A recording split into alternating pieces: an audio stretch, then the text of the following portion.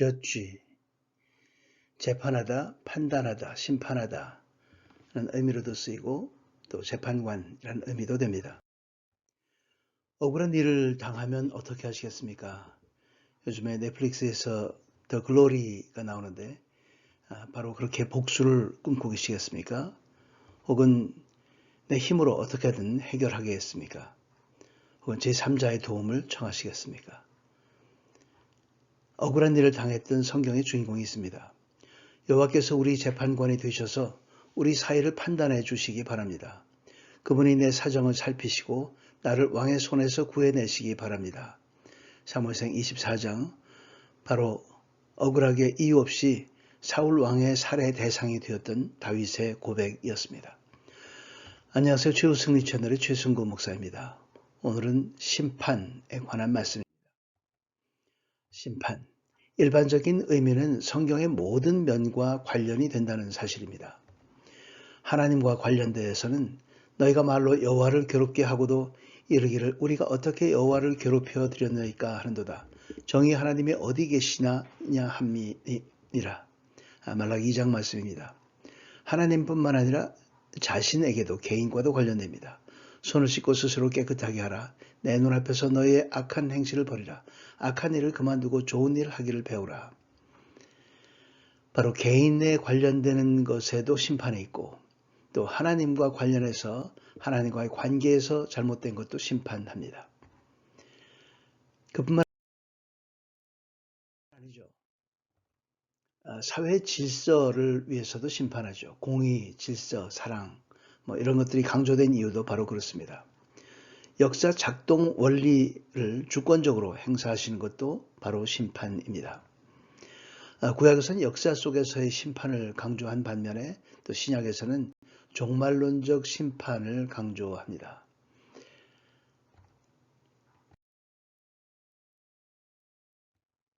구약은 심판의 다양한 단어를 갖고 있습니다.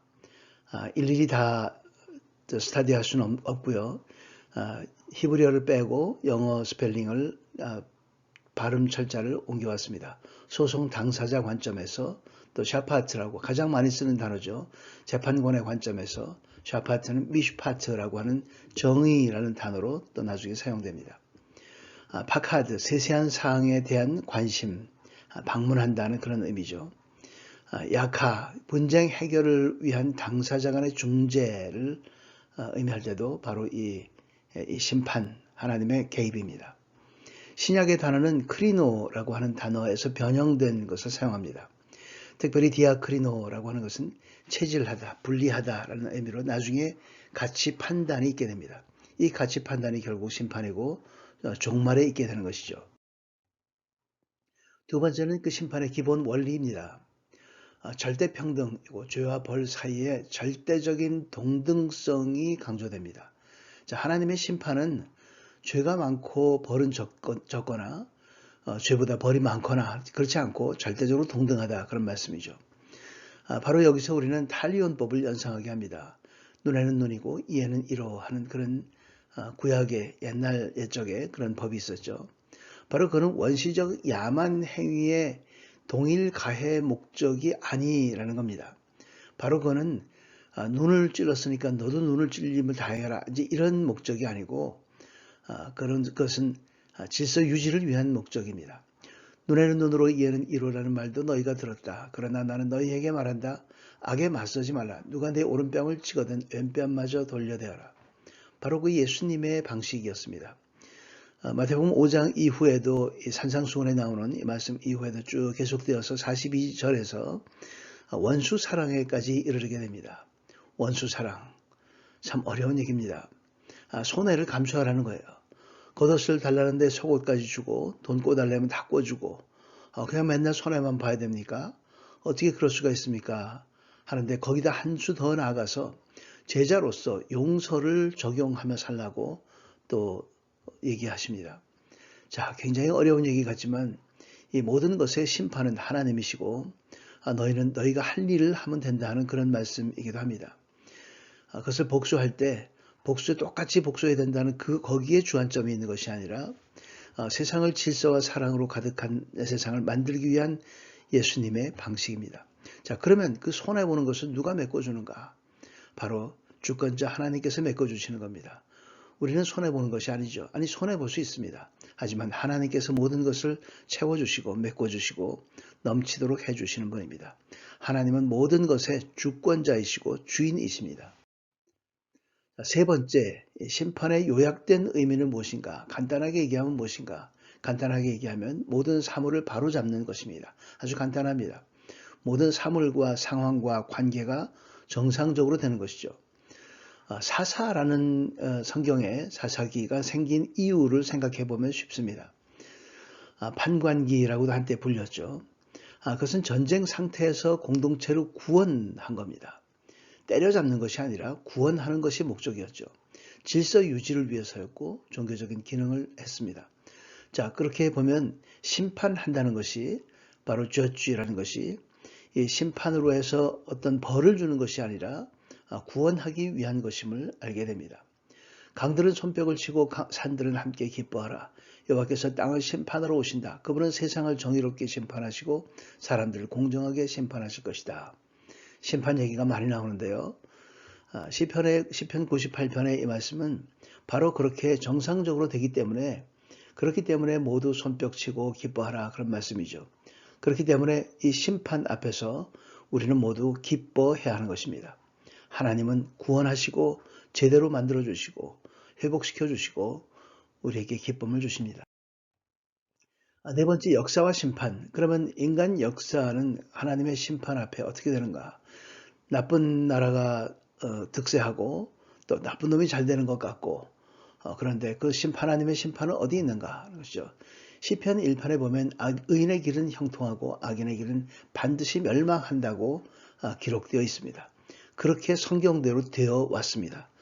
잠깐 동안은 악인들이 잘 될 수 있지만 결국은 하나님의 말씀대로 되어 왔던 것을 우리는 알고 있습니다. 이사야 10장을 정리하면 다음과 같습니다. 이 땅의 초강대국도 도구일 뿐이다. 그들은 막대기고 먼지고 도끼일 뿐이다 하고 그렇게 기록을 합니다. 주는 도덕적 목적 성취를 위해서 세상 권세들을 사용한다. 세상의 슈퍼파워를 사용한다. 그건 하나님의 목적 성취를 위한 것이다. 사용되는 권세는 대리인일 뿐이고 자기 제국주의 동기이기 때문에 심판의 대상이 역시 된다는 것이죠. 역사는 인간이 주인인 것처럼 그렇게 보이지만 실은 하나님이 주권을 행사하는 것입니다. 시간은 하나님의 것입니다. 자, 다섯 번째, 심판과 구원입니다. 하나님께서 심판하려고 일어나신 것은 이 땅의 모든 연약한 사람들을 구하시려는 것이었습니다. 바로 시편 76편 말씀입니다. 자, 다시 한번 보습니다. 하나님의 심판하는 것은 구원하려는 것입니다. 구하려는 것입니다. 연약한 사람들을. 성경의 주제는 구원 역사입니다. 주의 구원의 의복은 복수의 의복이고 의의 흉배를 포함합니다. 자, 복수의 의복이 포함됐다는 거죠.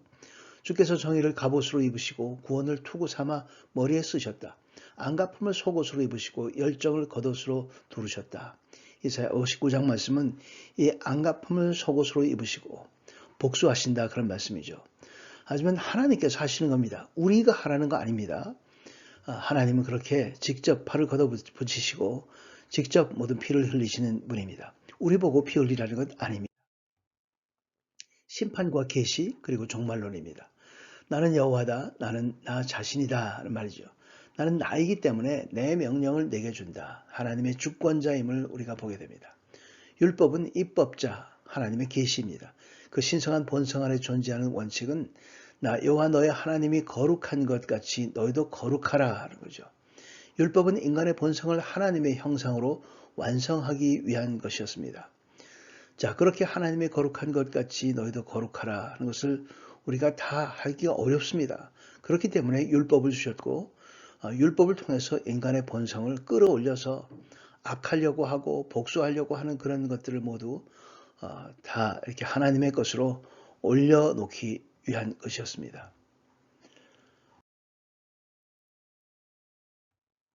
그 율법의 완성이 바로 그리스도였습니다. 구약 때부터 예언되었던 모세와 같은 그런 선지자였고 구원자였던 것이죠. 구약에서의 여호와의 날, 또 주의 날은 신약에서 마지막 날, 그리스도의 날, 전능하신 하나님의 큰 날이 됩니다. 그날 모든 사람이 심판대 앞에 설 때까지 믿는 자의 구원은 의심할 여지가 없지만 두렵고 떨림으로 그 구원을 이루어야 합니다. 고린도서 3장 말씀입니다. 아무도 이미 닦아놓은 기초 외에 다른 어떤 기초도 놓을 수 없습니다. 그 기초는 곧 예수 그리스도입니다. 만일 누가 그 위에 세워놓은 일이 불타 없어지면 해를 입을 것입니다. 그 자신은 구원을 받을 것이나 마치 불길을 간신히 피해 얻은 것과 같을 것입니다. 예수 그리스도 위에 세워놓은 일이라고 하는 것은 선행과 또 모든 좋은 일들과 그런 것들입니다. 그러나 그것이 하다가 말고 그것이 나쁜 것으로 뒤집어지면 불타 없어지면 그 말이죠. 없어지면 해를 입을 것입니다. 구원은 받겠지만 불길 피하다가 얻은 것과 같은 그런 모습이 되고 맙니다. 하는 말씀이죠.